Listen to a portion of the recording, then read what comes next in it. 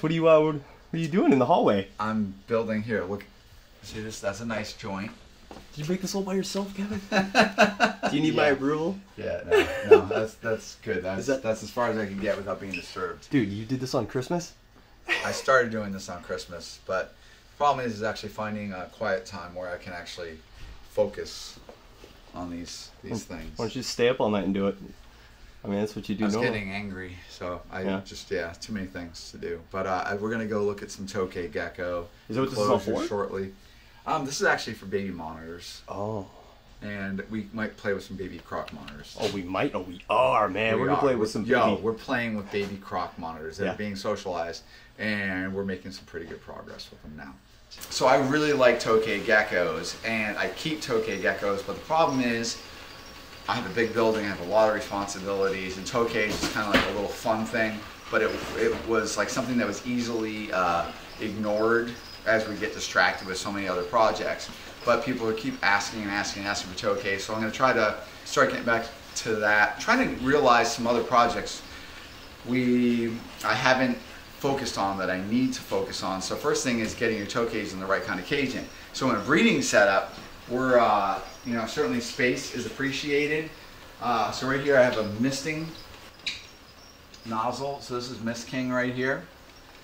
And this right here is basically giving a light sprinkle. What it's going to do is it's going to bring up humidity. So my room temperature being 82, 84 with a basking lamp, they can come here, they can bask. There's also a heat panel right here. Yeah. That's a heat panel. And that, if you keep that on a thermostat, and that would control these lower 3 tubes to bring their temperature up if I wanted to give them like a 94-degree hot spot. So we have the water coming through here. Now if this was a standalone cage without any kind of drain system, the whole bottom would get wet. So you see I don't use any substrate at all.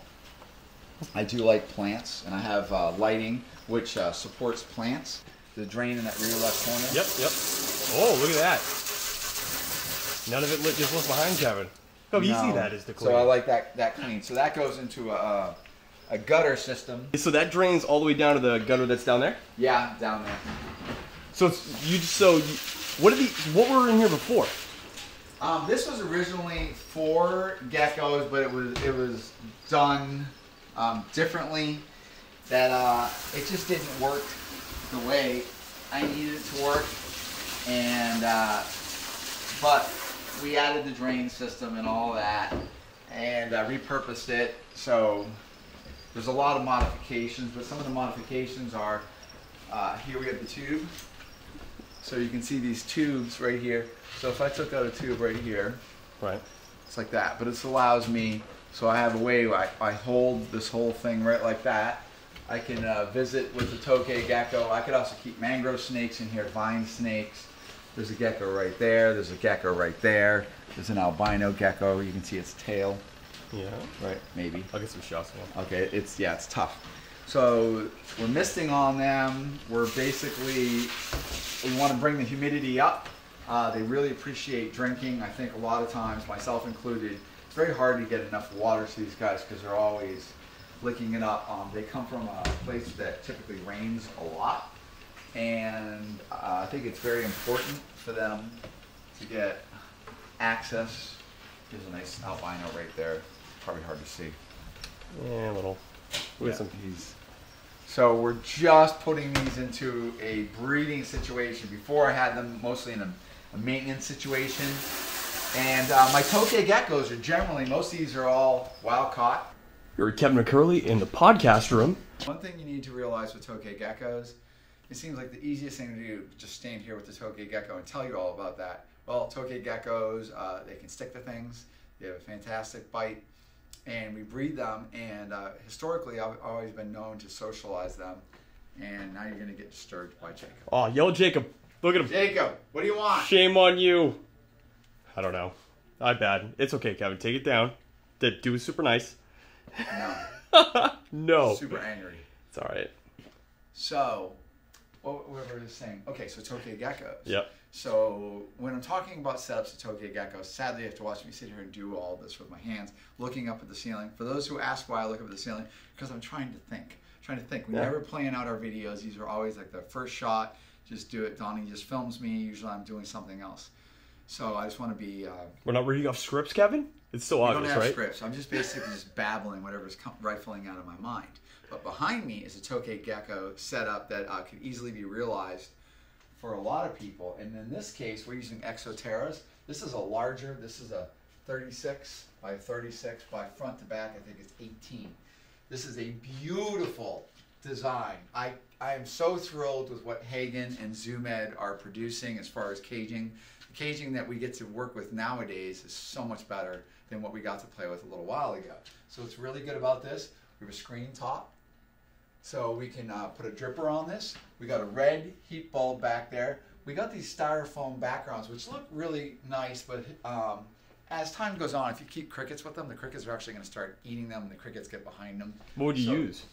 You can obviously use a whole bunch of different stuff. Any kind of cork, fixtures. There's so many different ideas. Depends how well you want to plant it. But in this case, this cage is planted. So there's a couple tokays in here. So we're using a live pothos, cork rounds.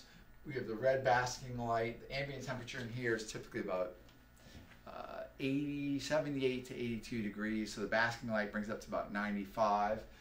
We have plants in here. These guys get sprayed down on a daily basis for food. So when we're taking an animal, like animals like this, right here we're using roaches. So this is an orange-headed roach, which is basically, it's a subterranean roach. So this animal is going to live down in the leaf litter, but it's a really fantastic little roach. So this is a really nice roach. It's soft-bodied, certainly enjoyable to work with, contrary to what people think.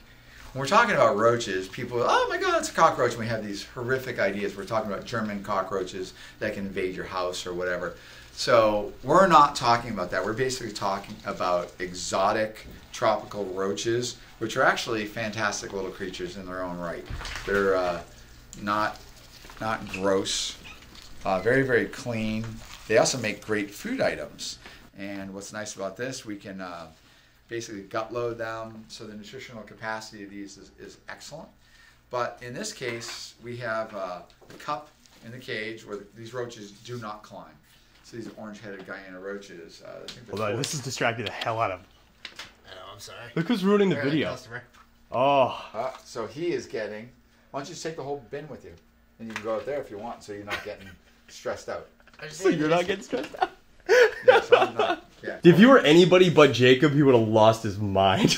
Well, he's helping somebody and everything like that. I just happen to be in the wrong place at the wrong time. But he's doing isopods. So isopods are basically having natural type insects that live inside the enclosure, and we have bioactive soil. So you put the isopods in there, you feed the isopods help break down waste, and you kind of create this balance. Because when you have a cage like this, that there's a fair bit of energy involved in putting media in there, we don't want to clean these very often. And the trick is to have a deep enough substrate. But here, if you look at this, they're pottery pellets, and they have little air holes in them, so that can basically get water. Then we put down a cocoa mat, and then over the cocoa mat we use things like peat, potting soil, some perlite, and some cocoa husk and whatever, and that creates this layer of substrate. You know, you might be able to keep this cage like this and only tear it down maybe once a year. And a good little trick, put a tube in the end with a couple slots in it, and take a shop vac, and then you put the vacuum on the end of the tube, and the tube goes right to the bottom, and it will pull away all of this anaerobic, nasty water that doesn't get a lot of oxygen, and it really smells like a swamp.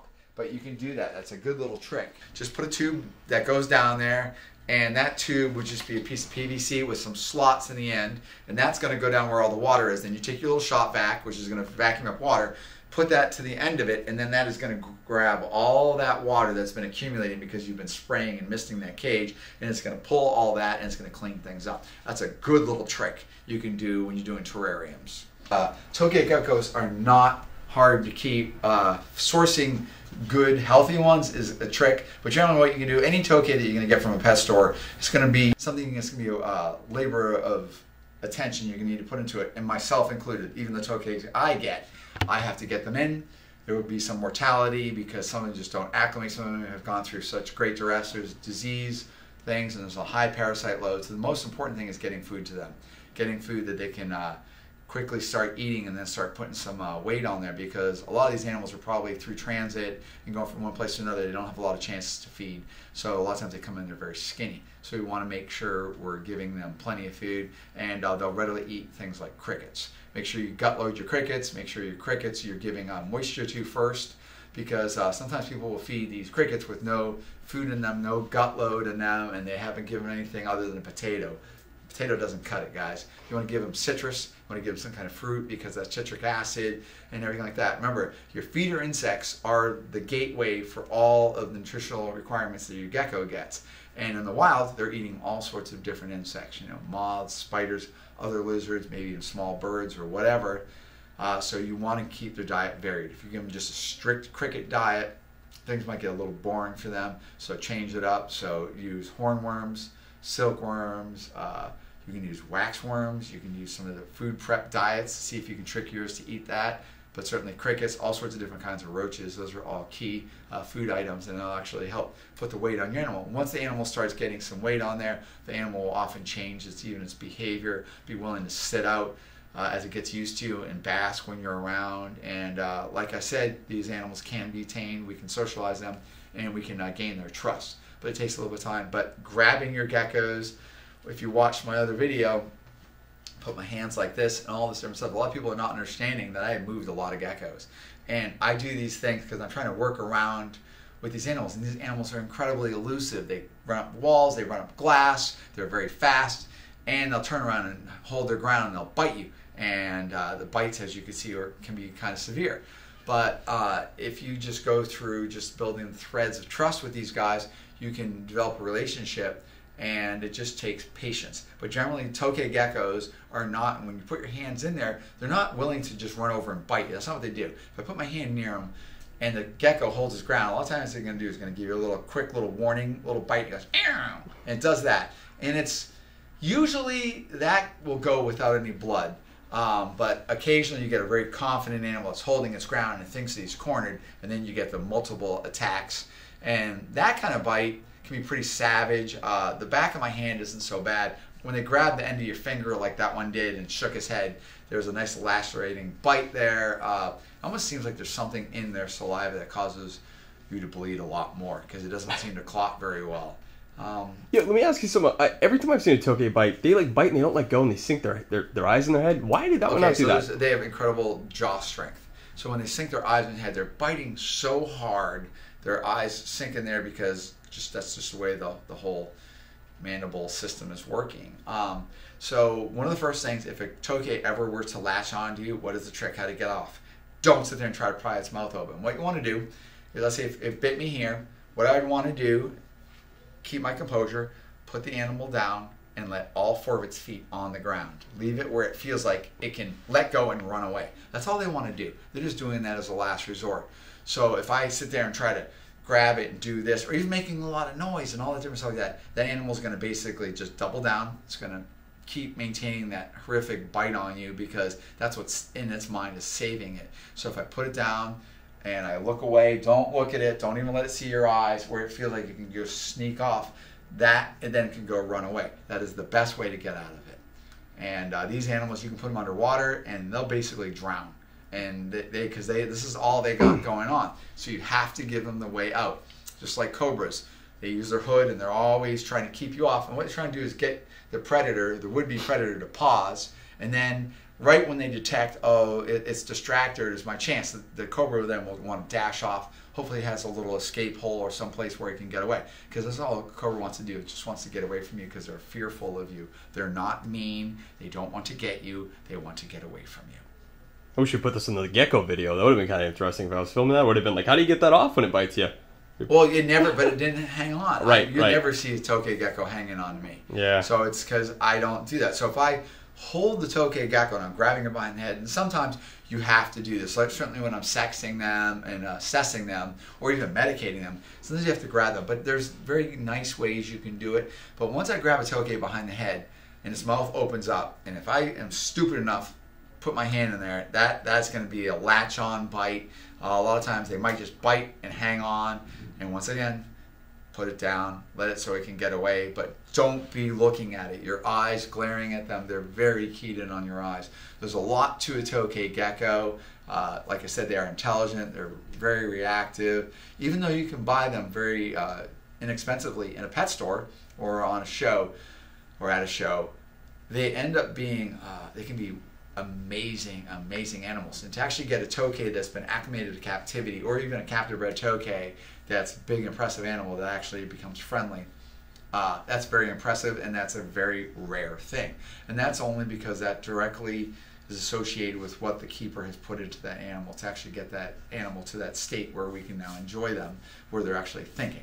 We'll continue to go on some of the tokay kicks and talk about some of the keeping and the husbandry of tokays, but we love tokays at Nerd, and it's one more of my challenging projects, and it's almost like a reticulated python and a gecko. Highly intelligent animal, can do incredible damage to you, but very rewarding once you've actually socialized the animal, you've built some trust, and you actually have kept that animal well enough where it actually gets fat and becomes a healthy animal.